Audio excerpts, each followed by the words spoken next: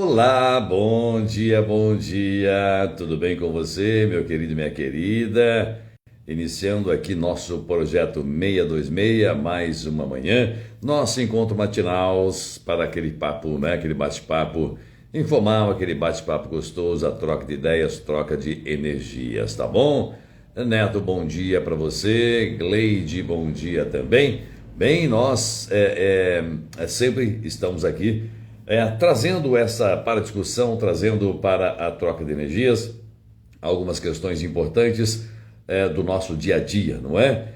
E hoje nós vamos também falar aqui a respeito de uma solicitação de um dos colegas, né, que participa conosco. Ele disse o seguinte: minha esposa fica muito zangada comigo, mas eu só falo a verdade, né? Eu só falo a verdade, ela fica muito zangada comigo.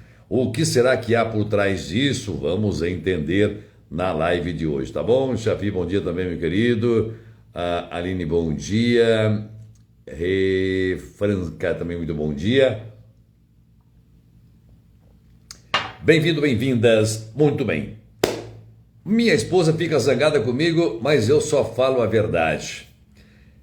Pode haver por trás disso muita informação, muitas questões que podemos discutir, que podemos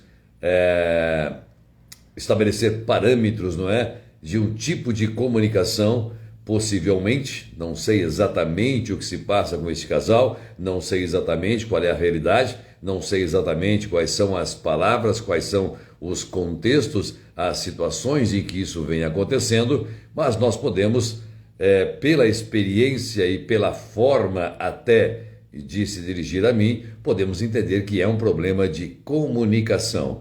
Eu tenho falado aqui muitas vezes a respeito da comunicação como responsável pelo sucesso ou pelo fracasso das relações, né? Relações interpessoais, especialmente as relações amorosas, onde as pessoas estão encontrando dificuldade para conversar, dificuldade para olharem-se nos olhos, dificuldade para serem autênticos, uns optando pelo sincericídio, né? Eu já trouxe aqui e vamos até dar uma pincelada nisso hoje de novo, não é?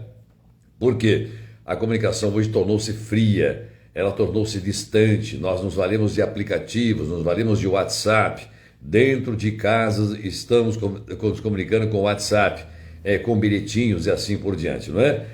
E às vezes este tipo de minha esposa está zangada comigo, mas eu só falo a verdade.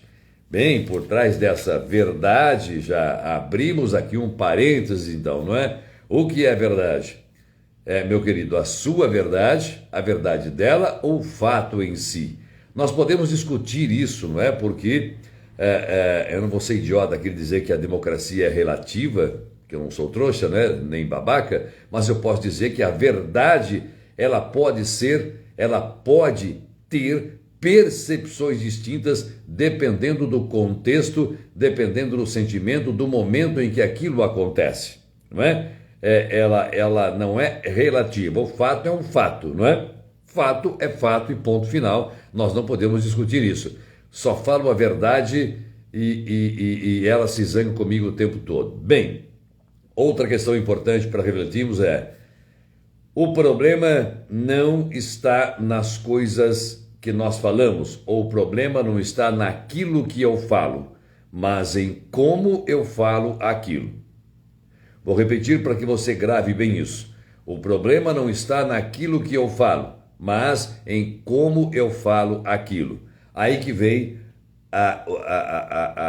o jeito bruto, o jeito estúpido, o jeito narcisista de falar, o jeito arrogante, o jeito prepotente, o jeito autoritário de se falar alguma coisa, de se falar algo mesmo que seja verdade, não é? Eu vou dar aqui um exemplo.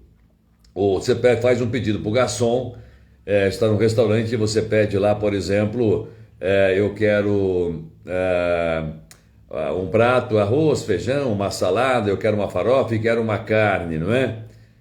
Ok, aquela correria naquele restaurante, e depois de 15, 20 minutos chega o seu prato, só que chega um prato de massa para você, não aquele que você pediu, não é? E você observa que aquele prato que você pediu, o garçom equivocadamente colocou na mesa do outro ao lado.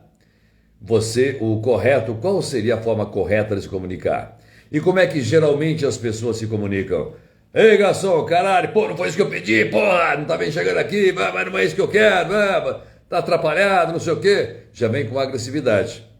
Quando você poderia simplesmente dizer o seguinte: garçom, acho que houve um equívoco, não é? Não foi esse o prato que eu pedi, me parece que o prato que eu pedi está na mesa ao lado. Então você percebe que eu falei a verdade, eu fui sincero, eu fui autêntico, sem agredi-lo, sem ser violento na forma de falar. Esta violência, esta agressividade que está evidentemente, até pegando uma deixa, né, uma continuação nas lives anteriores, é que vem provocando o esfriamento entre as relações, porque é a forma de se falar, é o jeito de se falar, não é? A criança em casa é a mesma coisa. Nós vemos pais, por exemplo, que não se preocupam com a forma de se falar, né? Agora aqui vou trazer um pouco de dono de Winnicott, né? Antes do Winnicott, vamos trazer um pouco de Freud. Quando Freud fala da castração, aquele momento da fase da criança em que os pais precisam impor normas, impor regras, impor limites, isso é legal que se faça, isso não é legal que se faça, isso pode, isso não pode, isso se deve, isso não se deve fazer. É ensinar a criança, não é? É ensinar a criança a se comportar, é ensinar a criança a se relacionar com a sociedade, ensinar sobre respeito, sobre ética, sobre norma, enfim, sobre suas competências, suas responsabilidades, fazer tarefa de casa, enfim, ajudar nas tarefas mínimas. Isso chama-se, Freud vai chamar de castração, não é? Ok. Só que mais tarde, pós-Freud, surge um psicanalista, né? Pediatra psicanalista, conhecido como dono de Winnicott. Ele vai dizer que isso é importante que aconteça, as castrações, imposições de normas, regras e limites. Porém, ele traz uma observação, ambiência. Ele vai dizer como isso acontece. Sim, é importante que isso aconteça, mas como isso está acontecendo? De que maneira isso está acontecendo? Qual é o ambiente? Qual é o contexto? Qual é a forma de se falar, né? Tanto que ele vai trazer uma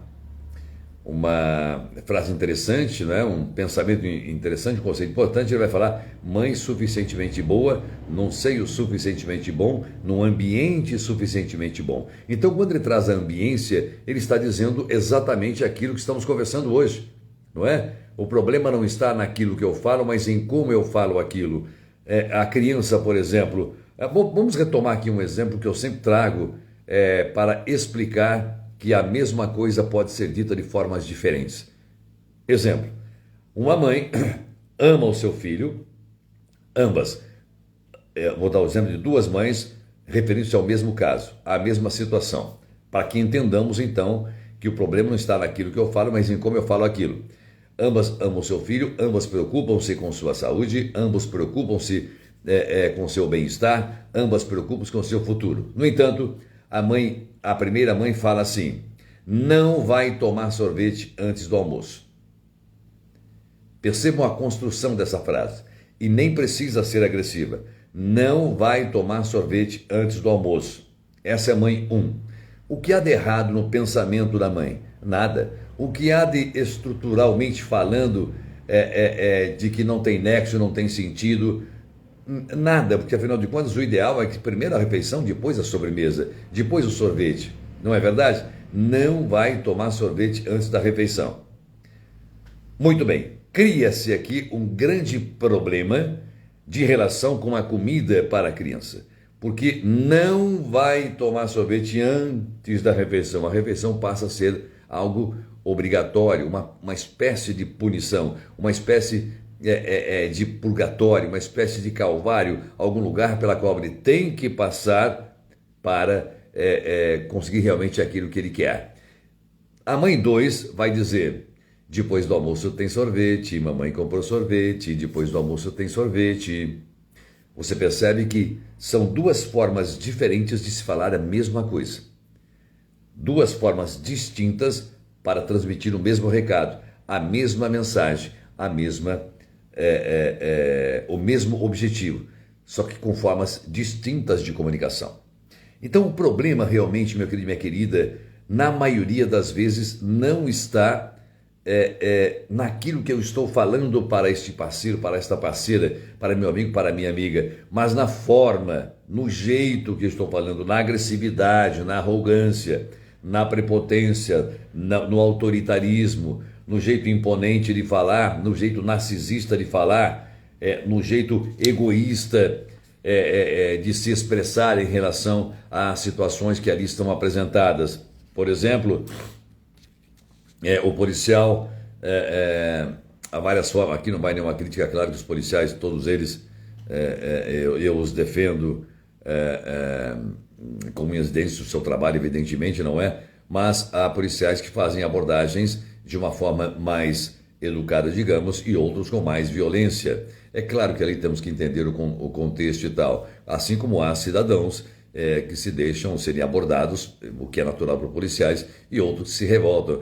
Eu sou cidadão de bem, quem está mexendo comigo? Vai pegar bandido, seu filho da pulga, e blá, blá, blá, blá, blá. Já reage de uma forma agressiva, criando ali um atrito, criando ali um desacato, não é? Então, há formas e formas de se falar. Portanto, há um amigo aí que minha esposa se zanga com tudo, qualquer coisa, né? Com tudo que eu só falo a verdade. Você percebe então que esta verdade, esta forma de falar a verdade pode ser tóxica, pode ser agressiva, não é? Com a esposa, por exemplo, digamos que naquele dia ela não está legal, está com de TPM, digamos assim, está estressada, a escola chamou porque o filho aprontou uma peraltice lá, enfim, e ela vem em casa e coloca um pouquinho a mais de sal. Ou esquece de colocar o sal na comida, por exemplo, não é? Aí o maridão chega, vai almoçar, fala, puta vida, não percebe? Comida salgada, meu Deus do céu, porque eu estou trabalhando, porque eu estou... Papai, chega aqui essa porcaria de comida salgada. Thaís Costa, bom dia, minha querida. Você percebe que é a forma de falar. Precisa falar desse jeito? Você pode falar isso de outra forma, de outro jeito. Dirigir-se a esta pessoa, a esposa, de outra forma. Então, eu repito que o problema não está naquilo que eu falo, mas em como eu falo aquilo. Eu me torno agressivo. Eu não procurei entender o que aconteceu, não perguntei o que aconteceu, não é? Não permiti que ela própria experimentasse a comida para perceber que estava demasiadamente salgada. Ou então dizer, minha querida, você experimentou o arroz? Não, me parece que tem um pouco de sal a mais. Experimente, não é? Então vamos corrigir, vamos colocar aqui umas batatas, vamos, enfim, fazer alguma coisa. Não precisa ser agressivo. Então, meu querido, quando você fala que minha esposa se zanga com qualquer coisa, mas eu só falo a verdade, você entende que você pode sim estar falando a verdade, mas é o jeito, é a forma, é este tom, percebe? É a sua postura, é a sua expressão corporal, é a comunicação não verbal, aquele jeito, você, percebe?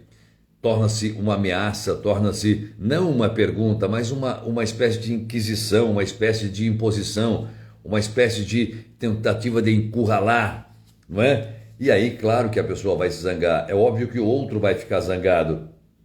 Por exemplo, com colegas de trabalho a mesma coisa, é um jeito de falar, porque vocês não sei o quê, e papapá. Sabe aquele discurso que sempre vomita arrogância, vomita acusação, quando você faz perguntas irônicas, né, colocando em xeque a confiança do outro, colocando em xeque a honestidade do outro, a fidelidade, enfim, a sua competência, o jeito de falar. Portanto, meu querido, quando você fala que minha esposa se zanga com qualquer coisa, eu só falo a verdade, pode até ser, eu repito, que você esteja falando a verdade. Retomando o exemplo do arroz, pode ser que o arroz estivesse salgado, pode ser que sim. Agora, você pode ser educado, ou pode ser agressivo, pode ser cortês, ou pode ser arrogante. O arroz vai continuar salgado. Você percebe que não adianta o jeito que eu falo, o jeito que eu me dirijo, não vai mudar o fato real, o mérito, a causa, né? O gatilho para aquela situação. Mas a situação depois fica extremamente complicada. Vai provocando um esfriamento, um distanciamento entre estas pessoas por esta forma arrogante, esta forma impositiva, esta forma autoritária de se dirigir ao outro, para falar a verdade. Então não precisa eu não preciso ser agressivo, eu não preciso ser violento, eu não preciso ser arrogante. Zé Carlos Salles também, muito bom dia. Outra coisa, alguns professores despreparados, evidentemente, que se dirigem aos seus alunos dizendo: vocês são burros, vocês são idiotas, eu explico e vocês não entendem. Por exemplo, não precisa falar deste jeito, falar desta forma. Primeiro que quando você diz vocês são burros, vocês são idiotas, vou falar mais adiante agora, quando os pais se dirigem assim aos filhos, isso é perigoso, isso é terrível para desconstruir, né? Para inibir a criatividade, a inventividade, a iniciativa da criança depois, porque ela recebe não, você não sabe, você não é capaz. Já falamos sobre isso. Então veja que a comunicação inadequada, a comunicação violenta não vai funcionar nas relações, pelo contrário, piora a situação, sempre complica mais, esfria a relação entre as pessoas, não é? Beatriz, também muito bom dia, minha querida. Outra coisa que vamos trazer já então aqueles pais que dizem para os filhos: olha a forma de comunicação. Quando eu sempre tenho orientado aqui, né? E quando tenho oportunidade, pegando um pouquinho das explicações dos ensinamentos de Donald Winnicott, que nós podemos, claro que temos que educar nossas crianças, é claro que temos que acompanhar o trabalho escolar, claro que temos que saber sobre suas companhias, com quem anda e etc, o que está fazendo, é claro que temos que, no bom sentido, vigiar os nossos filhos, evidentemente. Mas algumas construções, aliás, que são geradoras de muitas feridas emocionais, de muitos traumas que hoje vemos na clínica neste adulto, são os pais que sempre falam com os filhos na cabeça deles para corrigir, na cabeça deles para educar, na cabeça deles para conduzir. E filho meu tem que ser macho, vai ter que ser adulto, vai ter que ser responsável. Acaba então por construir situações altamente tóxicas. Você não sabe nada. Mas que filho imprestável que eu tenho. Você só faz coisa errada, faz tudo pela metade. Seu coleguinha faz muito melhor do que você. Olha a sua irmã, por exemplo, como o trabalho dela é bonitinho, você só faz porcaria. Você não serve nem para lavar um prato, você não serve nem para lavar uma xícara. Você consegue entender o tipo de comunicação violenta, agressiva, entendendo que eu não sou capaz, não sei fazer, só faço coisa errada, só faço merda, só faço... Deu uma travadinha aqui, não é? Que eu só faço merda, só faço porcaria, e quando adulto, então, sofrerá as consequências desse tipo de comunicação violenta lá na infância. Então é preciso pensar, é preciso refletir sobre a forma, sobre o jeito, o método das coisas que eu estou falando, a construção das frases, a escolha das palavras. Olha, professor, mas se eu tiver que escolher as palavras todas as horas? Sim, meu querido, minha querida, em determinadas situações especificamente, se nós tivermos bêbados, um churrasco e tal, um chama o outro do que quiser, brinca, né? Ou tivermos no stand-up, depende do contexto, depende da situação, mas há momentos em que nós temos sim que escolher as palavras, há momento que nós temos sim que construir nossas frases, construir nosso pensamento. Eu não posso falar o que me vem à telha, não é? Eu tenho que entender que do outro lado há uma pessoa que tem sentimentos, tanto quanto eu, que se emociona, que se ofende, que se alegra, que se entristece, da mesma forma que eu. As palavras, elas têm um poder violento, entram com uma espada no coração do outro, e é por isso que eu preciso escolher, entender que isso pode magoar, isso pode ofender, isso pode distanciar-nos, né? Acabar com esta nossa relação, seja amorosa, seja laboral, seja no campo da amizade e assim por diante. Então, este tipo de comunicação, idiota, burro, mas não aprende nunca, não vai dar nada quando crescer, vai ser um profissional porcaria. Esse tipo de comunicação é pernicioso demais. Então, de novo, eu me refiro aqui, me reporto ao colega que disse minha esposa se zanga facilmente por qualquer coisa, eu só falo a verdade. Você está percebendo então que este falar a verdade, embora seja verdade o que você esteja falando, é a forma, provavelmente é a forma, é o jeito de falar. E eu repito, para que decoremos isto eternamente por todo sempre. Meu querido, minha querida, nunca deixe sair, esqueça disso. O problema não está naquilo que eu falo, mas em como eu falo aquilo. Como eu estou falando, o jeito que eu estou falando, a forma que eu estou falando, a intenção do que eu estou falando. A intenção, não é? A comunicação, aquilo que não está dito, mas no jeito, na arrogância de se falar, não é? Quando nós trouxemos aqui, eu acho que eu já trouxe aqui numa das lives, quando eu falei em sermos autênticos e sermos sinceros, não é? Vou dar uma recapitulada só para a gente refrescar a memória aqui. O autêntico é aquela pessoa que fala realmente aquilo que está sentindo. Lá retomando o início da live, o garçom, por exemplo, vai dizer: garçom, eu pedi um prato de arroz, feijão aqui, uma carne e tal, você trouxe um prato de massas. Provavelmente eu vi você entregando um prato daquele que eu pedi na mesa ao lado, provavelmente você se equivocou, aquele prato é meu e este prato pode ser dele. Você pode verificar para mim? Eu fui autêntico, muito autêntico, não é? Falei a verdade, fui autêntico, respeitando este outro. Não menti, porque ele se equivocou. Não fui agressivo, porque eu falei a verdade, ele está constatando que realmente trocou. E aí sim, é uma forma de estabelecer-se uma relação saudável. Ou eu disser: você é burro, não sabe ler, entregou errado, não foi essa porcaria que eu pedi. Aí você foi sincero. É o que se deseja falar, mas isso é um sincericídio, vai além de ser sincero. Quer dizer, porque está carregado de um rancor, carregado de alguma coisa que o garçom não tem culpa, que está dentro de você e que você esperou uma oportunidade para botar para fora, escolhendo este garçom naquele momento para ser o alvo desse seu ódio, desse seu rancor, dessa sua tristeza, dessa sua frustração interior. Você percebe então que, professor, está dizendo que eu não preciso ser sincero?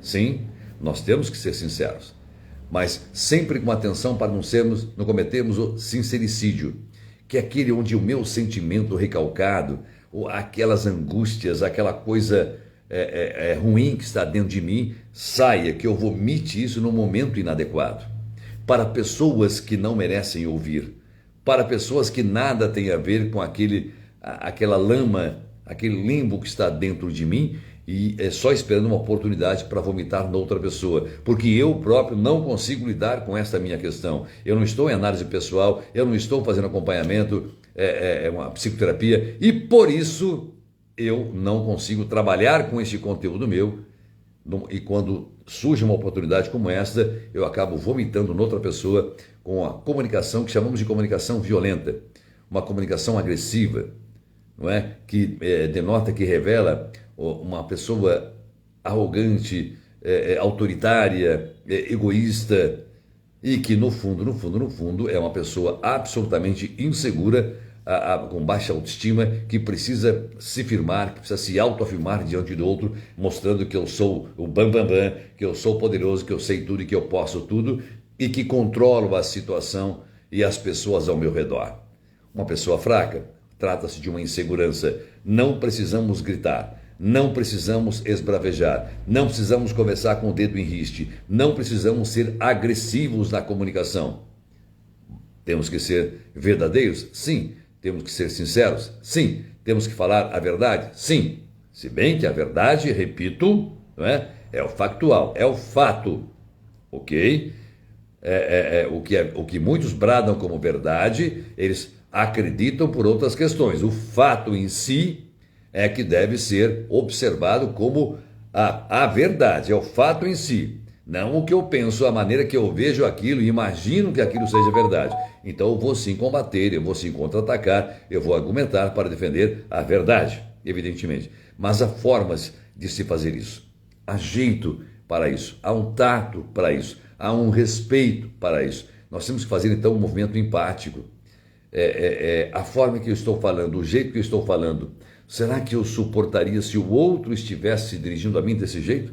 Com esta agressividade? Será que eu ficaria calmo, tranquilo, se o outro me chamasse de burro, idiota, você não sabe nada, você não... Será que eu ficaria tranquilo? Eu ficaria feliz com isso? Pois é, aquilo que não me agrada, certamente não agrada ao outro. Aquilo que me ofende, certamente ofende a este outro também. Aquilo, enfim, que me humilha, que me assujeita, também vai fazer isso com o outro. Portanto, eu tenho que refletir, eu tenho sim que pensar, eu tenho sim que, às vezes, escolher as palavras ou construir frases para que, construir pensamentos, para que as frases, aquilo que eu diga, não entre como uma flecha no coração do outro, na mente do outro. Palavras machucam, palavras atiradas ao vento, elas fazem estardalhaços na vida das pessoas. Por isso, meu querido, minha querida, nós temos que pensar, nós temos que ponderar, temos que refletir sobre aquilo que estou dizendo e como eu estou dizendo aquilo. Tá bom, meu querido, minha querida? A este nosso colega, minha esposa se zanga por qualquer coisa, mas eu só falo a verdade. Eu espero que você tenha compreendido, não é? Não sei se é exatamente este o contexto, porque você só me escreveu isso, não é? Não sei se é exatamente esse contexto, mas provavelmente é. Provavelmente é isso, nós somos acostumados aqui a entender isso, que este problema de comunicação, a forma de comunicarmos-nos, ela está ficando cada vez mais fria, cada vez mais tomada pelas redes sociais, enfim, e tal, comunicação curta. Oi, você foi lá? Sim, fui. Ah, tá bom, tá.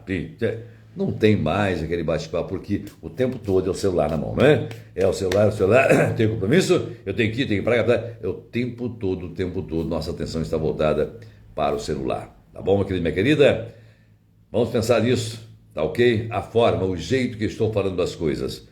Mais importante daquilo que estou dizendo é como eu estou dizendo aquilo. Porque se for para falar mercadoria, é melhor ficar de boca calada. Tá bom? Boca fechada. Grande beijo, ótimo dia para você. Tchau, tchau.